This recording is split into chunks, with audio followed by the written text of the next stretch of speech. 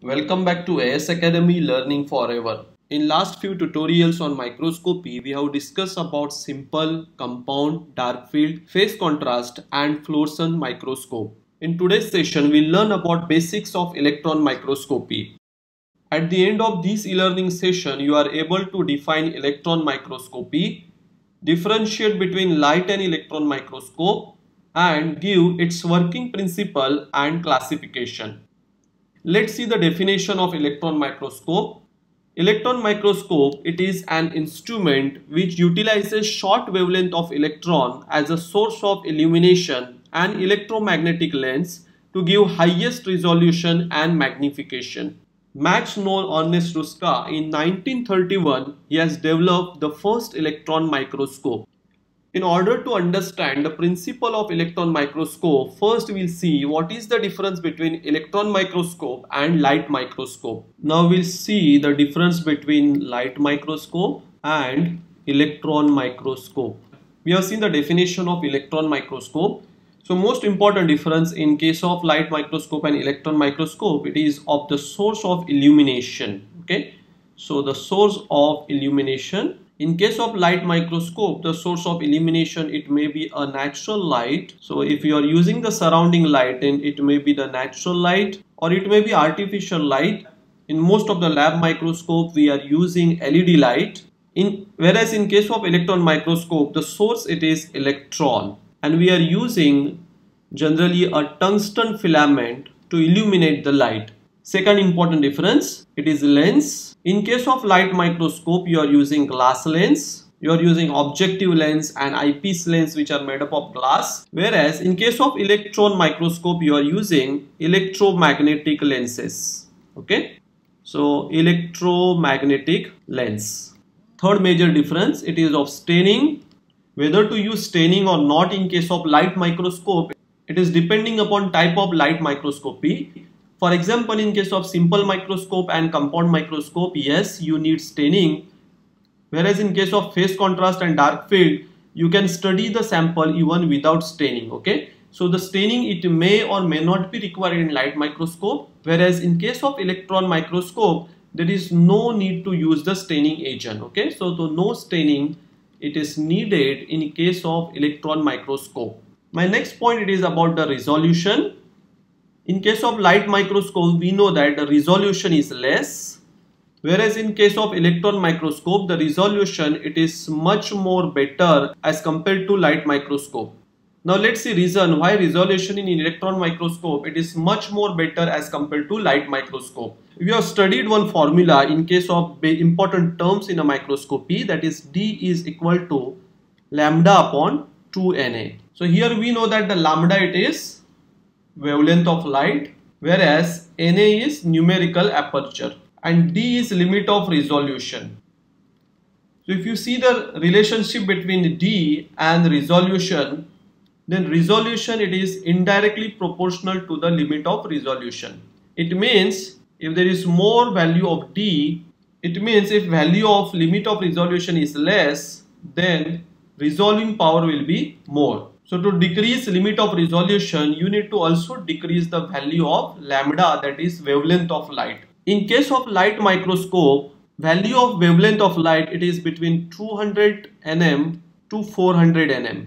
Whereas in case of electron microscope, the value of lambda, it is around 0.1 nm to 1 nm. So to increase the resolution power of the microscope, you need to decrease the wavelength of light. In case of light microscope, the value of lambda, it is 200 to 400 nm, whereas in case of electron microscope, it is only 0.1 to 1 nm. Since in electron microscope, the wavelength of light, it is much lesser as compared to the wavelength of light in case of light microscopy, the electron microscope having much more magnification as compared to light microscope. Another important parameter, it is type. Light microscope, it is of different types, like bright field, then dark field, phase contrast. Whereas electron microscope, it is of three types. First one is TEM, that is transmission electron microscope. Second one, it is SEM, that is scanning electron microscope. And third one, it is STEM, that is scanning and transmission electron microscope. Now next point, it is about the vacuum. So in case of light microscopy, there is no need to use the vacuum, whereas in case of electron microscope, vacuum is compulsory. So vacuum it is needed in case of electron microscope. Now let's see why vacuum is needed in electron microscope. We know that the electron microscope are very light, and if suppose vacuum is not present, so air particle which comes in path of the electron will scatter this electron, okay? And due to this, the electron will be go away from the right path. So this is the reason why vacuum is needed in case of electron microscope, whereas in case of light microscope, since the light particle itself is traveling, so there is no need to use vacuum in case of light microscope. Last point, it is about the sampling. In case of light microscope, you need thin sample. Since electron have very low penetrating power, in case of electron microscope, you need ultra thin sample, okay? To make ultra thin sample, you need specially designed knife which is made up of diamond. So you need to use a diamond knife to cut the ultra thin sample in case of electron microscopy. One more thing in case of sampling, in case of light microscope, you can study the live sample, whereas in case of electron microscopy, you cannot study the live sample. So no live sample study. So this is all about the difference between the light microscope and electron microscope. Now we'll see the principle behind electron microscope and how it is classified based on its working principle. Important thing in case of electron microscope, it is a source of electron. So you are using the tungsten filament as a source of electron, and when you heat this tungsten filament, it will generate electron. So how you are producing electron? You are heating tungsten filament to generate electron. Now depending upon types of electron microscope, for example if it is TEM or if it is SEM, then there is slight difference how these electrons are proceed. Electrons are absorbed by sample. Electron coming from sample will pass through electromagnetic lens and form the image okay. So in case of transmission electron microscope, electron which are transmitted from the sample and electromagnetic lens will form the image. So this transmission of the electron from the sample, it is basically depending upon lateral absorption. This lateral absorption, it is more in case of heavy atoms. So it is more, whereas in case of light atom, lateral absorption it is less. More is lateral absorption, less will be the transmission of electrons. And if less is the lateral absorption, then there will be more transmission of electrons. And accordingly, there is formation of the image by transmission electron microscope. Okay. So this is how transmission electron microscope work. Now let's see the principle of scanning electron microscope. Now suppose this is the sample which having different portion like bumpy portion and less bumpy portion. Now electron which fall on this portion will having less absorption. So if electron having less absorption, what will be the scattering? So there will be more scattering of electron. So since here there is less absorption, more is the scattering.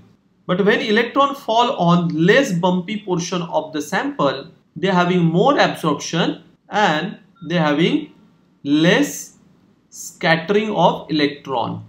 Okay. So in case of bumpy portion of the sample, there is more scattering of electron because there is less absorption, whereas in case of less bumpy portion of the sample, there is less scattering because there is more absorption. So basically, in case of electron microscope, you are not measuring the electron which are transmitted or absorbed, but you are measuring the electron which are scattered. Okay, so you are measuring the scattered electron, and due to this, it helps in formation of 3D image of the object. Since image is formed due to this scattered electron, this microscopic technique, it is called as scanning electron microscope. Okay. So basically in case of transmission electron microscope, you measure electron which are transmitted, whereas in case of scanning electron microscope, you measure scattered electron. This is all about basic of electron microscopy. Now let's recall what you have learned through short question and answers.